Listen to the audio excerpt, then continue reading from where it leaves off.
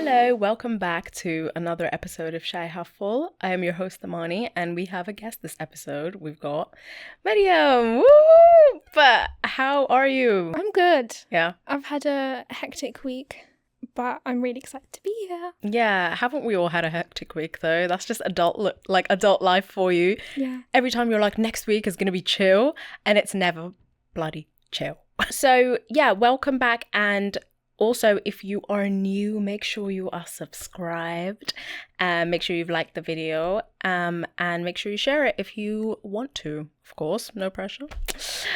So as you know, we like to practice gratitude in Shaihalffull. So I'm going to ask you, what have you recently been grateful for? So many things. I'd say the biggest thing I'm grateful for right now is my family.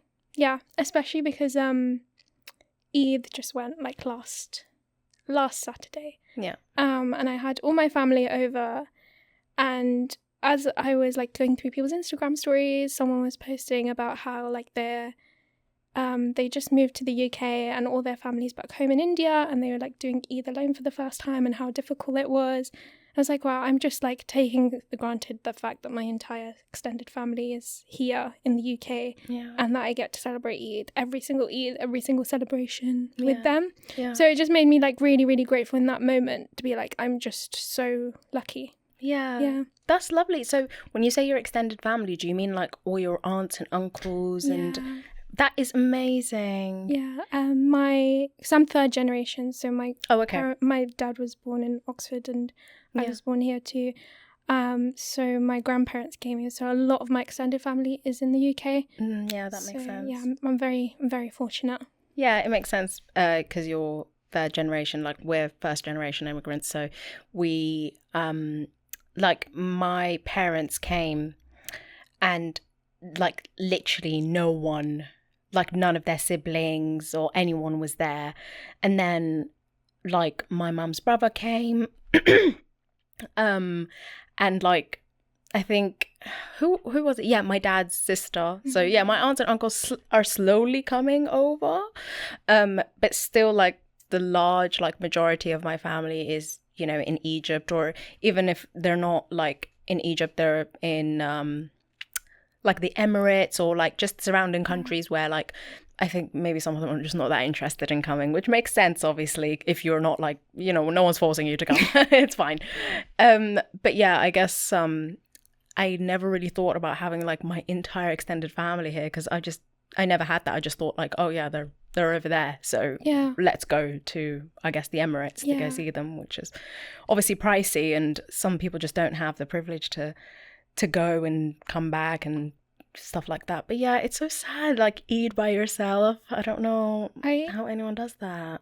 Like any celebration by yourself, I can't imagine how difficult that must be. Yeah.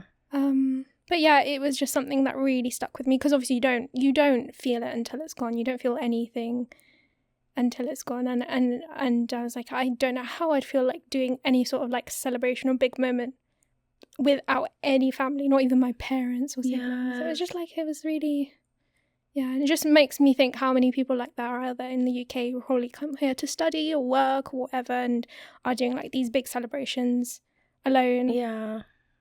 Or over like a Skype call or something, Zoom, which is just like, it's just not that personal, is it? It's not that intimate. But I mean, shout out to everyone who is going through that by themselves. There's always like community events that you can go to, sure. And you know, even if you don't feel comfortable going to those events, like still try and make a day for it, like for yourself and stuff like that, and hopefully in the year after you can be with your family and it will be much better, you know. Okay, lovely. So well, we want to get to know you, so can you just tell us a little bit about where you were born, grew up, and your cultural background? Yeah, so I was born in Banbury. Oh, so nice. Literally... My brother was born in Banbury as well. Yeah, wow. At the Horton Hospital. Yeah, I was born at the Horton. Yeah. So I was born in Banbury, but my family, so my grandparents moved to Oxford in like the 1970s. And then my dad and his siblings were born in Oxford, and they actually moved from Oxford to Banbury because of gentrification, because obviously house prices rising, a lot of like immigrant families and marginalised families were moved out of Oxford into kind of Banbury, outer Oxfordshire areas. So like I feel like the gentrification very viscerally affected my family in particular. I'm from Kashmir, so I'm originally from there. My mum is from there. She was born and raised there. So I feel like I have a strong self-identification with my home country. Yeah. In terms of like the political landscape, especially. Yeah, free Kashmir as well. But yeah, let's go on. For sure. Yeah. I feel I had this conversation with a friend a while ago about this confusion between being a third generation immigrant but trying to like grab onto my roots in some way. But also feeling like, oh well, how can I compare the fact that I'm born in the UK, I'm very privileged, comparing that to the Kashmiris who are living in Kashmir under conflict, under the political turmoil, censorship and militarization and brutality, and I'm here like talking about Kashmir, but I'm extremely privileged and I've never faced the real effects of what's going on there. And how do I combat that? How do I figure out that relationship? And she sent me like an article, and she said like the ending was really powerful. It was like, no matter what side of Kashmir you're from, which side of the border you're from, whether you're in the diaspora or in the country itself, all Kashmiris have the same rallying cry, which is free Kashmir. And that was really powerful. I was like, you know what? I have the privilege to like be in the UK and not be censored and have British citizenship. So why should I not speak out about what's happening and educate people and do these workshops and do these teach-ons? Yeah. Which I should say, I do teach-ins and workshops about Kashmir. Yeah. I mean, fair enough. And like you said, I sometimes have that feeling where like I'm just like, am I as Sudani as the people that are literally suffering right now? And like, not to cry on the pod or anything, but like you see, because now we have obviously this new age of social media where we can literally see everything that's going on, and it's like, oh, look at me here with my housing and with my job and with my car. And I have this thing where it's not healthy, by the way, what I have, but it's like sometimes I just don't eat because I feel like, why am I like, you know, you get like this lottery of birth and suddenly you have the privilege to eat for the rest of your life. And I feel too guilty, you know? And as I said, it's not a good thing, by the way, that I'm doing this, and you should eat. But I think that it's also like you said, we're all actually going through like we're all going through this like thought process of, I'm talking about people in the UK, we're all going through this thought process of feeling disconnected. And not all people, but some people I know feel that guilt as well. So as well as the fact that we're in this fight of, you know, free Sudan, free Kashmir, we're also in like this community of other people that are also feeling the same type of guilt and stuff like that, and it doesn't take away from the fact that you are indeed where you're from, you know, it doesn't take away from that.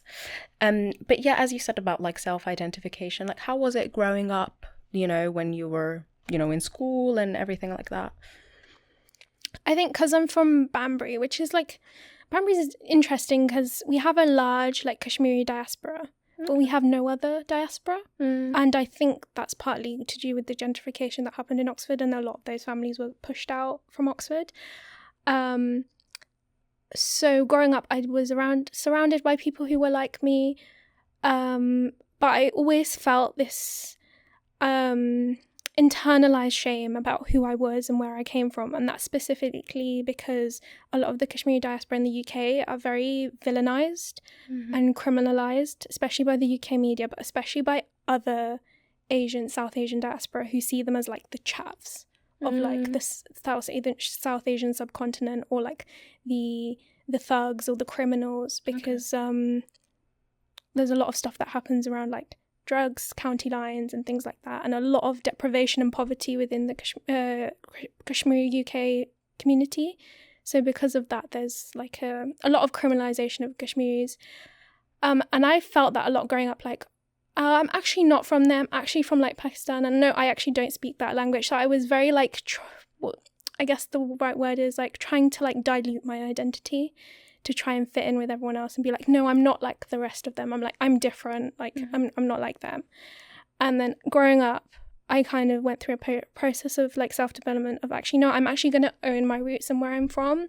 And I'm actually going to realize that the problems that are in my community are systemic, and because of the fact that of colonialism and capitalism and what's happening in the UK right now.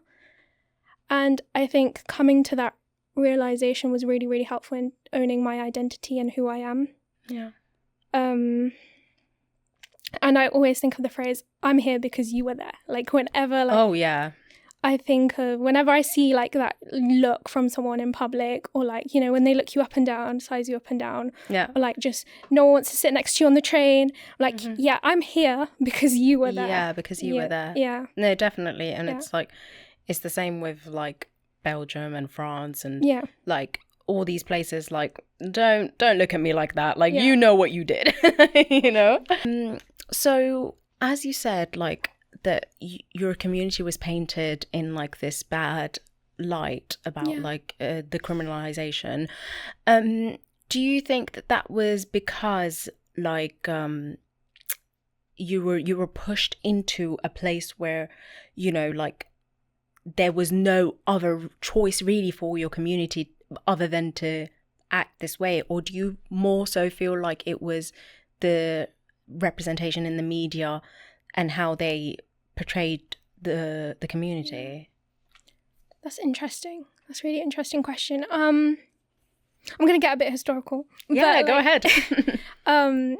So like historically, the reason that British Kashmiris are like one of the poorest and underprivileged in communities in the UK is because during the 1960s and 70s, when a lot of them came here to work, and the textile mills where they were given jobs for like unskilled labour started to slowly close down, they were not allowed to work in regular jobs. So, you know, like the sign, no Irish, no blacks, no Pakis kind of signs. And they started opening their own convenience stores, taxi ranks, and things like that, as a way to earn, because they weren't allowed in traditional jobs. And I feel like that has systemically affected the Kashmiri community in terms of not being allowed to go down the traditional routes. And because a lot of the Kashmiri diaspora is from working class routes, I think when you're working class and when you're specifically within these neighbourhoods, like where I'm from in Banbury, you kind of see it as like, I have no way out. Of I'm kind of stuck in this cycle of I'm going to work at my dad's shop, or I'm going to be a taxi driver. I'm not going to move beyond that because I kind of have no way to move beyond that. Yeah. Because I'm stuck in this like vicious cycle. So I think it's really, really systemic. Yeah. And then obviously the media doesn't help in the way it you've probably seen like Suella Braverman and like Pakistani grooming gangs and things like that. Yeah. So I don't think the media helps in criminalizing and villainizing brown men specifically as well. Of course. So I think it's a bit of both, but I do think it's historical and it's systemic in the way like I can only speak for the Kashmiri community, in the way the Kashmiri community have been villainized. Yeah. Like I think where I'm from specifically, actually, I got a contextual offer for uni because the area I'm from, not a lot of people go into higher education. And that's the specific area that I'm from. And I know so many like people in my community who have just not pursued higher education because it's just not something that's a route for them or something that's open to them, and they've just stayed in that town, worked in retail, worked in other jobs, because they don't see any way out, because no one's shown them a way out, or no one said like, hey, this is something that's open to you and this is a path that you can take. Yeah. So, yeah, I feel it's incredibly systemic, and I feel like the blame is always put on marginalised communities for like, oh, this is your fault that you haven't done the work and put in the effort, and the idea of like meritocracy and you can work your way up and you can succeed and be like this person. But no, it's systemic. Yeah. And you make it 10 times harder for me to work my way up. So it's so much, I don't know, like, yeah, it is systemic. And it also just reminds me of like in America when obviously like there was the transatlantic slave trade, and then like once the slaves were freed, if you're on audio, I'm doing quote unquote freed, like they made things so hard and yet blamed the Black community for not amounting to anything or for being drug dealers when they would push drugs into their community. Like they would only give them jobs where, you know, you could only earn through tips, or, you know, like creating only that type of route for a certain community and then blaming them for, you know, going through that route. Is entirely systemic, and it happens to way too many communities, and it actually does happen to the global majority once we immigrate to the countries that colonized us, and it sometimes it feels like a lose-lose situation. Like you came, took all the gold, took all the oil, took everything, took like our lives, and we come here and yet we're still not, there's no reparations, there's nothing really for us, and it feels like we're just constantly set up to fail. And so that's why I say, like, for when women speak to me about like them in the workplace and stuff like that, I'm like, please remember you are a woman, and remember you're a woman of color. It is not this hard for someone else, you know, and there's a reason why this is happening. Like, you're not stupid, you know, you're not qualified or anything. Like, there is certain things that, and as much as they might want to make you believe that, oh, we don't see color, we don't care, even if they themselves are not directly doing it to you, systemically, it is something that is just twice as hard for you. And I think that as much as people want to be like, I don't want to bring up race and I don't want to bring up gender, regardless, like, that is who you are, and people will treat you as such, as much as you want to try and ignore it. But yeah, too many things are systemic. Too many. And I'm not going to get into everything because this is not a 3-hour long podcast. You get me? Be here all day. Yeah, I could be here all day.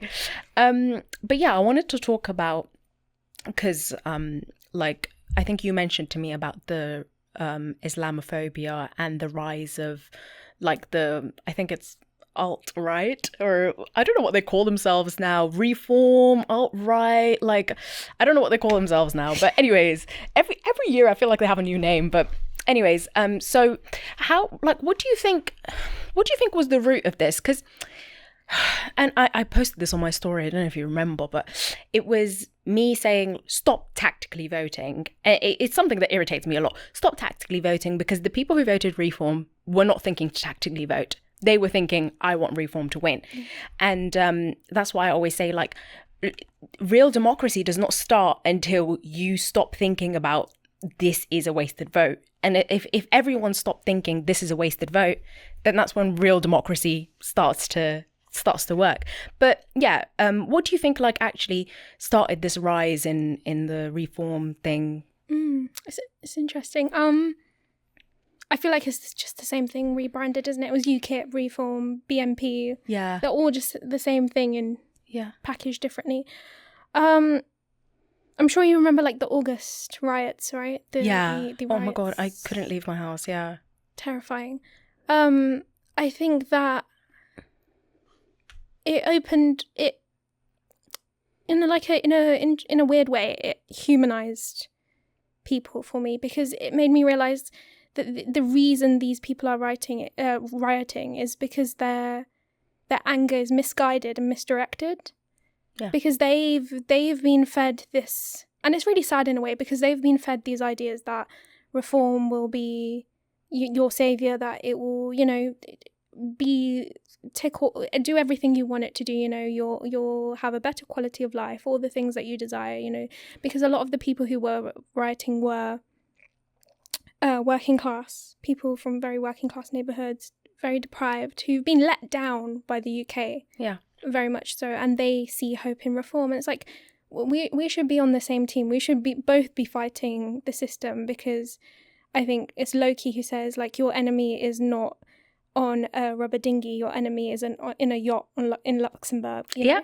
Yeah. And I think it's sad, because it makes me realise that we need to do some serious intervention, because these people have been so ideologically conditioned by reform and the likes of Nigel Farage to see immigrants or just racialised people as the enemy, because we are like the scapegoat. We are the easy plaster of, like, this is your enemy, this is who you should direct your anger to. The politicians and the people who have in power have nothing to do with this. And it's a very easy thing for them to scapegoat us. And I don't know what work we can do to try and battle that narrative. But I was watching someone on YouTube who, I think his name's like Jimmy the Giant or something like that, and he's really good, because he does like a series on like making politics easy to understand. But also he had a really powerful video about how he escaped the alt-right pipeline and how he escaped like the reform, EDL and all of this, and how the kind of the work they did and how it worked for him to understand this and what led him to understand this. And it was really, really powerful, because it gave me some insight into how an average working class male, white male, would be able to become enamoured by reform. And it's because they put things down very simply of like, this is your enemy, this is the fight. And it's very clear cut. And they see, a lot of these people see like leftists or other movements as being too complicated and very snobby, very middle class. But reform has this kind of thing of like, we're for the working class people, we're like very like, we're for you and things. So I think we need to do some work on our side to connect with real people and their lived realities. Yeah, no, that's true. You're so right about how like it is just misguided anger. I saw this like meme, and it was like I guess it was like a politician or someone who's rich, and he's got loads and loads of cookies, and then he has like, I think it's like, he goes, that immigrant took your cookie, like to the white guy. He said it to the white guy. He's like, that immigrant took your cookie, and like both of them have like crumbs of cookies. And it's so true, because it's frustrating to live in a country where, yes, the cost of living is horrific. Yes, like, you know, we don't get like dental care. We don't, do you know what I mean? There's so many things that could be better. And if you don't know what's causing it, or if you don't know like how you can really work towards a better future, the moment someone comes out and tells you, oh, by the way, this is why it's happening, like, this is who you should blame, or this is what you should blame, of course that's what you're going to do. You're going to be like, yeah, I'm fed up of living like this, and you just told me who to blame, so that's what I'm going to do. And I do think it's just lack of like knowledge, really, like as to what is really like, why is no one rioting outside Elon Musk's house? Do you know what I mean? Like, but you're rioting here, and you want to threaten to kill me. Like, I don't get it, you know? And I don't know, people idolize billionaires loads, so I guess there's that idolizing billionaires and then demonizing immigrants, like random immigrants, by the way, like not someone who's like super rich or anything, just a random person. And I just don't see where it comes from. Like, sometimes I'm just like, how does this make sense to you? But like, yeah, it's just misguided, isn't it? Yeah. I think the reason it doesn't make sense to us is because we're not from that background. We haven't grown up in that way. Yeah. I think, what was I going to say? Like everything, it's systemic. Yeah. Like everything, yeah. Yeah, I think I read Tony Blair purposely put migrant hotels in the middle of like countrysides and these rural towns to create that animosity between the locals and between these refugee hotels. Yeah. And even just using hotels to house refugees. Like, this is all very, very calculated in the way they've done it to isolate communities. Yeah. Okay, so do you find that there are some like toxic culture things that you tend to reject sometimes, like in your community? Yeah. Yeah. Like mindsets or like certain behaviors and things like that. Something I was thinking about a lot recently is so when we have weddings, we have usually we have a celebration before like the actual wedding where it's like everyone comes together and sings songs, which I always used to really enjoy. And then recently I was thinking about, well, what kind of songs are we actually singing? And the songs that we usually sing are they're all about the father being very upset about giving away his daughter, and very, very, very patriarchal in the way they are framed in the narratives. And I was watching the YouTube video of like a very, very old like Bollywood song of like a father, and he's crying because his daughter's given away. I was like, I've never actually questioned like the narrative behind these songs, why they've always posed as like the daughter's so sad that, no, sorry, the father's so sad that he's going to be giving away his daughter, and the idea of like her daughter is something that needs to be given away to a man and things like that. And maybe I should really be questioning the way I'm interpreting these songs and if I'm even singing them. Yeah. And I was having a discussion with a friend about it, and I was like, I was thinking about that song in the context of like a woman leaving but shedding these habits and these ways and finding her new way. So I was like, I would love to like make a piece, like an art piece, because I'm like also do artwork and stuff in my spare time, and I was like, I'd love to do an art piece about this, about how songs like these can be interpreted as a woman of South Asian background leaving behind these patriarchal habits and this patriarchal mindset, and finding her own path and doing things that women before her could only dream of like doing, and not just living for herself but living for the women who came before her.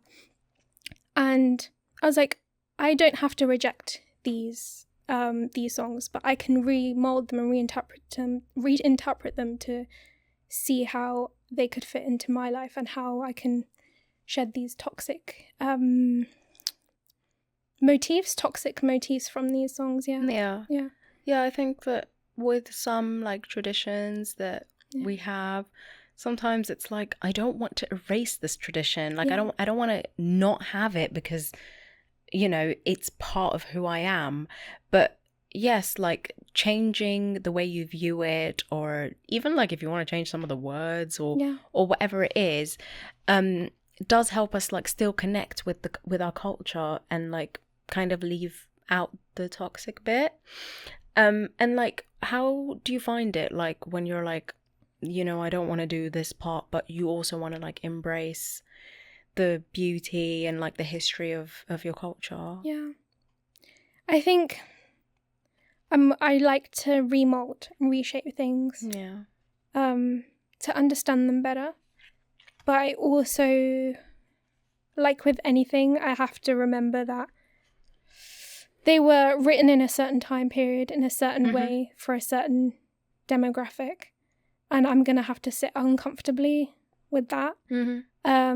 But also, my role as like, so I recently, for instance, I'll give an example. I like poetry a lot. So I specifically like Urdu poetry or like Punjabi poetry.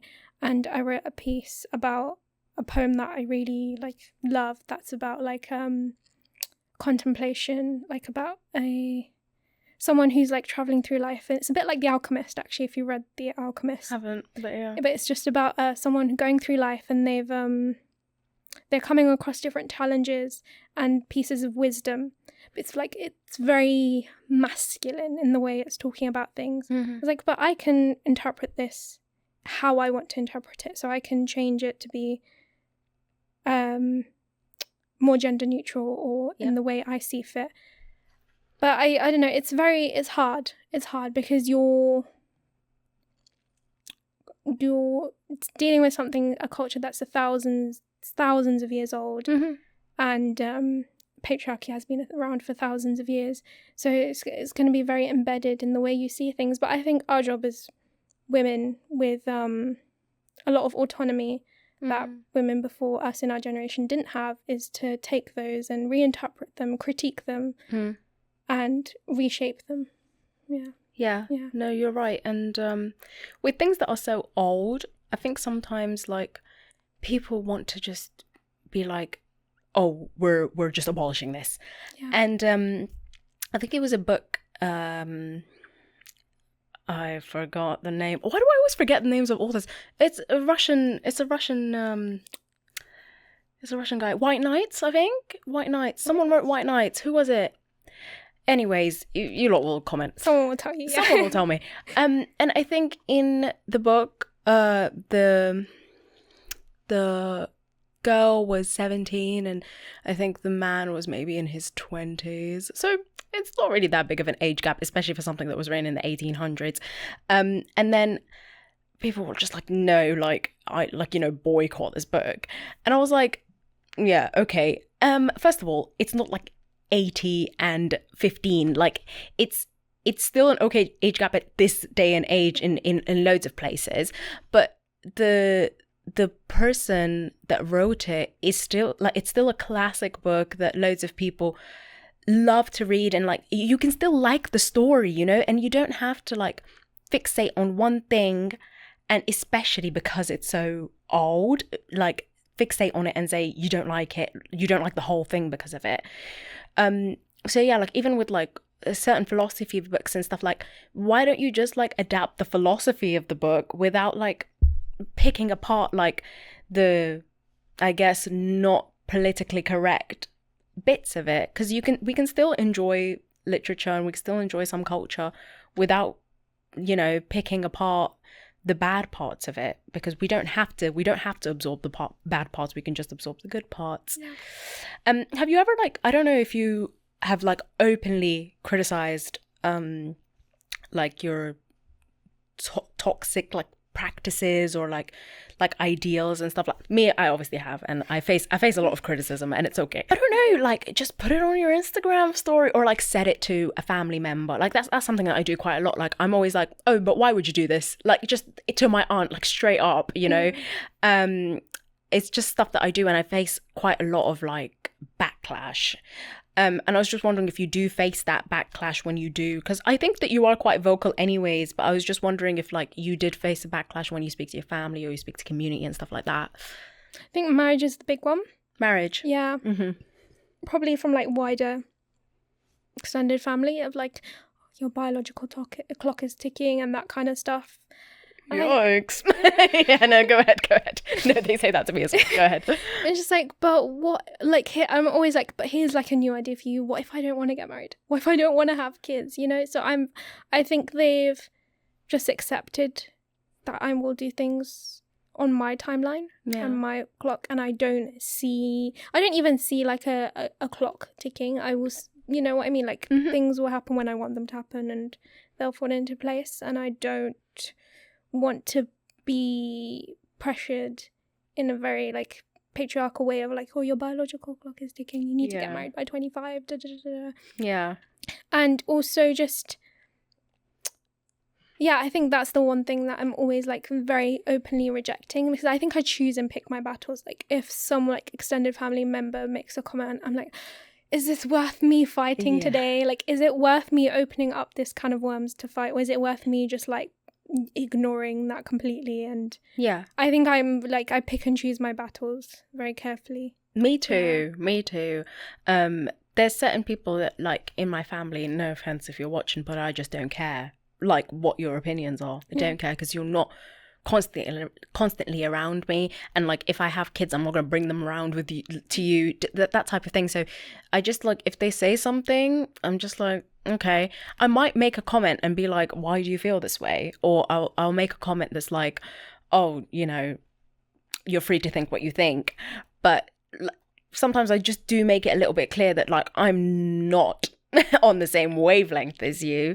But with my close family members, I always make it clear, like, you don't want the people around you to be someone who's like completely on a different side of who you are, if that even makes sense. Like I don't want, for example, my siblings to be, you know, people who are just like on this complete other side where I won't kind of have the same level of respect anymore for, or something like that. So I always want to get down to like why you feel this way. Like, let's speak about it, you know? So that's why I don't pick and choose with like people who are close to me. I always want to understand where you're coming from. And even if like we speak and we're not on the same, we don't have the same opinion, as long as I really got like where you came from, then I think it's sufficient enough for me. But yeah, some people don't actually want to have that conversation with you. They just want to attack you pretty much for having that opinion. So yeah, I don't know if you've ever experienced this, but people have said to me and to people that I know, you can't pick and choose what cultural like practices suit you. And like, yeah, you can't pick and choose what you kind of want to do in terms of culture, because if you do one thing, you have to do the other one, basically. Like, what would you say to people like that? What would you say to people who think that if you want to do one part, you have to do the other part? Wow. I disagree with that. Yeah. Obviously. Just making sure. I think Elif Shafak, I've probably butchered her name. She's like a Turkish author who was at like Hay Festival, and she said something to do with this about identity. And she said there's no such thing as like a fixed identity, because we're all moving across time and different places, interacting with different people, different communities, and we absorb different parts of that.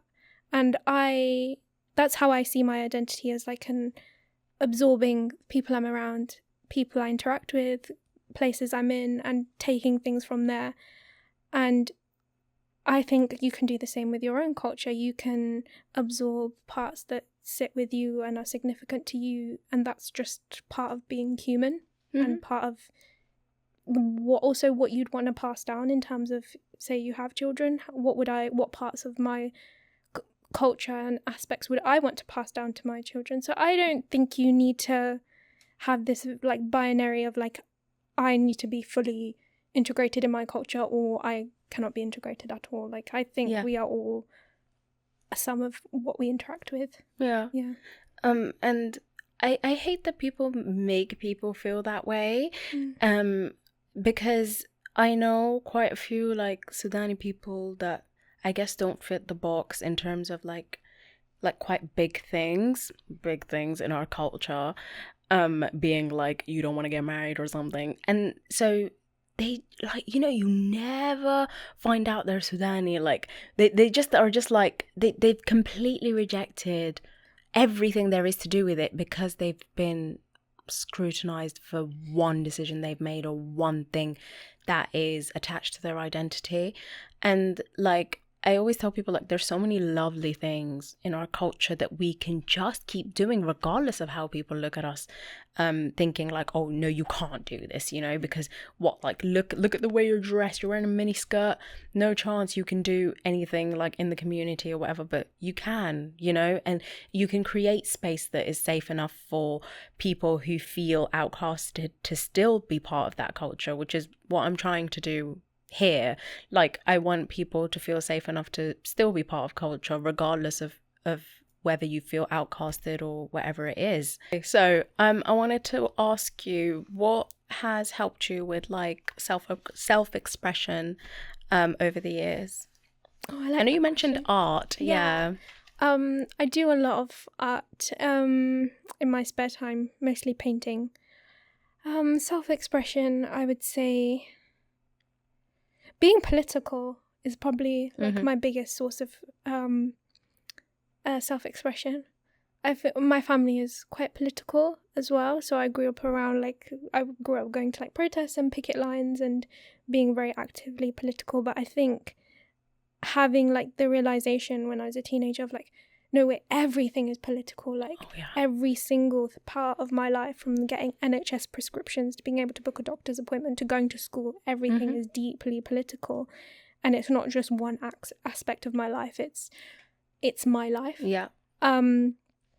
And I think a lot of people find that suffocating, in that, like, oh, why do you have to make everything so political? Why is that so depressing? Like, but it doesn't have to be depressing. It doesn't, yeah. You can use politics to do good, make change, and be actively involved in doing good things and making change.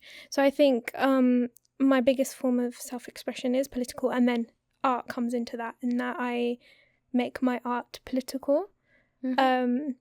So I do a lot of, like, we painted a mural recently in Oxford at Manza Way, like a Palestine mural, and I think that was my biggest art thing that I've done recently. That's so nice. I need to go see it. Yeah. It's actually been vandalised, so we're going to repaint it.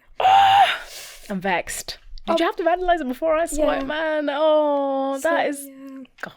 So I think my biggest form of self-expression is any sort of political work I do, so like workshops, artwork, community events, anything. Yeah.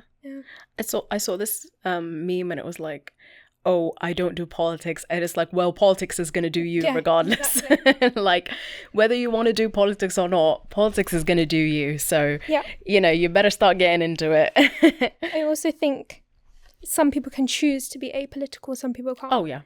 Like, if you're white male, you can very much choose to be apolitical and live your life apolitically, but as like a marginalized, racialized woman, my life is inherently political. Yeah, exactly. I can't choose to disengage from politics.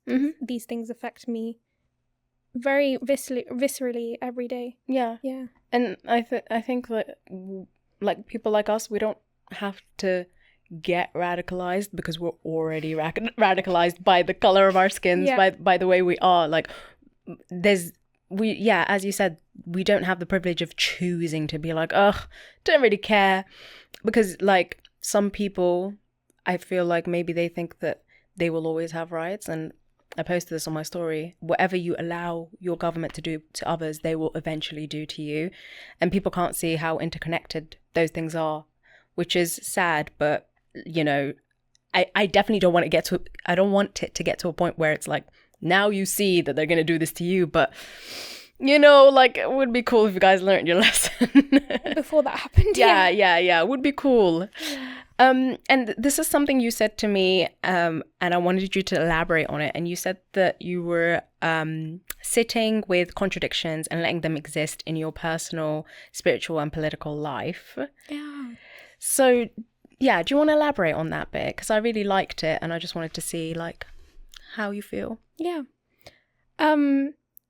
I think it's like, because a lot of people see me as like confusing, because I'm like, oh, you're very outwardly Muslim, but you're also like very like political, and you're also like a leftist, but you're also like a big supporter of like queer people, and like, how do you like manage all these things? And like, I don't see them as contradictions, but people see them as contradictions. And I did struggle with that a lot, of like, well, how do I maintain different parts of my identity that somewhat conflict with each other, and how do I hold them all together? When I realized that, well, these things are how I interpret them to be. And I went to like in Ramadan, I went to like a queer Muslim iftar in London. Nice. It was so nice, because I'm going to shout her out, because like, I think you should follow her, and if you could get her as a podcast guest. Oh, what's her name? Her name's Maryam Marafi. Okay. She's a Kuwaiti Muslim asylum seeker in the UK. Okay. And she's very, very political. And she's outwardly Muslim, but she's also queer. Yeah. And she's very, very outspoken about queer rights, but also about her religion. Yeah. And following her gave me a lot of strength to be like, no, I can hold parts of these identities together, and they can be compatible. And I can reject the toxicity within certain communities around homophobia and transphobia.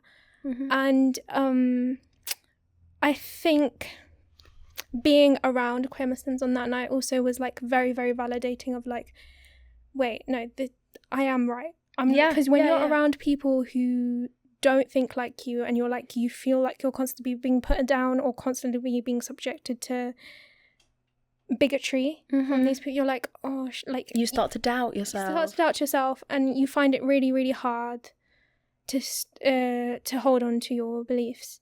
But being in that space was, incredibly validating. And seeing other Muslims who were like me was like, no, I'm okay. It's going to be okay. Yeah. So I think that's what I mean by contradictions. I don't necessarily mean I see them as contradictions. No. But I think other people see them as contradictions. Yeah, quote unquote for the audio listeners. No, the thing is people just don't believe that certain things can coexist. But there is living proof of people that are coexisting in that way. And you can't tell someone you're not Muslim because you are queer, or you are not queer because you are Muslim, or whatever it is, whatever way you see it. People exist, and this is what I mean by taking up space. The moment you take up space, like it makes it safer for other people to speak out. It makes it safer for other people to feel like there's people like them, and people telling you that two things can't, coexist at the same time sometimes make you feel like, okay, maybe they can't. And then like you, until you get in that type of space and that community, you feel like, oh, actually, I feel great. And, I don't feel suffocated by other people's bigotry. I feel free. I feel like I'm not overthinking whether this is okay or not. And it feels right. And that's how it should feel. I think I see it as like, what right do you have to dictate how other people live? Like, if you're truly a religious person, then you will adopt the thing of like, only God can judge me. Mm-hmm. But a lot of people don't see it that way. No, they don't, which is sad. But we are getting like towards the end of the episode, so I'm going to ask you for a book or TV show recommendation that you can give us. So let me know. One. Yeah. You can give loads if you want. Okay, I'm worried that your previous guest might have already given some of these. Oh, what is it? So first one is Akala's book, Natives, Ruins. I think it's called Ruins and Race. Race and Class in the Ruins of Empire. Okay. It's like an autobiography about his life growing up in like Tottenham and growing up as like a Afro-Caribbean mixed boy, and what kind of stuff he faced from the police and racism and things like that, but also how it affected him growing up. And then he talks into his formative years. That's a big one. Also Bell Hooks, All About Love. Oh yeah. And Audre Lorde's biography, well, she calls it biomythography, I think it's called Zami, a new spelling of her name, and she talks about being like a lesbian black woman growing up and her experiences. I'd say those three are the big ones. Yeah. TV shows. You don't watch TV? I do watch TV. Oh, nice, okay, cool. I was trying to think of like the one that would resonate with this episode specifically. Yeah, it doesn't have to, but go ahead. There's a show called Inside Number 9, which I really, really love. It's like it's kind of like Black Mirror-esque in terms of like every episode is something to do with the number 9. Okay. But they're all standalone episodes, and there's this particular episode set on the London Tube. You'll have to put it in the description because I can't remember the episode number. Yeah. But it's about a group of like 5 different people who are on the tube coming from various different backgrounds, and a homeless man is on the tube and he's asking for money, and people get really uncomfortable and they're like, don't know what to say. And throughout the episode, there's like a drag queen, there's a black woman, a middle class white man, and there's people from various different backgrounds, and it confronts all these prejudices we have against different cultures, different classes, different races, and it brings them out into the open because they're stuck on this tube and they kind of have in this compact space, so they have to confront each other's prejudices. It's really, really powerful. That really, sounds pretty good. Yeah, I really recommend it. It's really, so I had to sit with it. Yeah. Nice. Yeah. Oh, sometimes I just don't want to watch like deep things. I'm just like, give me a sitcom, gosh. But then like those types of things I watch like once every 6 months because I'm just like, like I'm already thinking about it 6 months later. Yeah. But lovely, good stuff, because I always say I'm going to, and then I'm just like, oh, I don't know if I have the time, too busy. Yeah. Anyway, let's see. But thank you so much for your recommendations. Thank you for everything and for being so open and authentic. Guys, don't forget to like, the video, don't forget to give it a 5-star rating if you're watching on audio. Make sure to subscribe and follow, and I'll see you guys next time. Bye bye.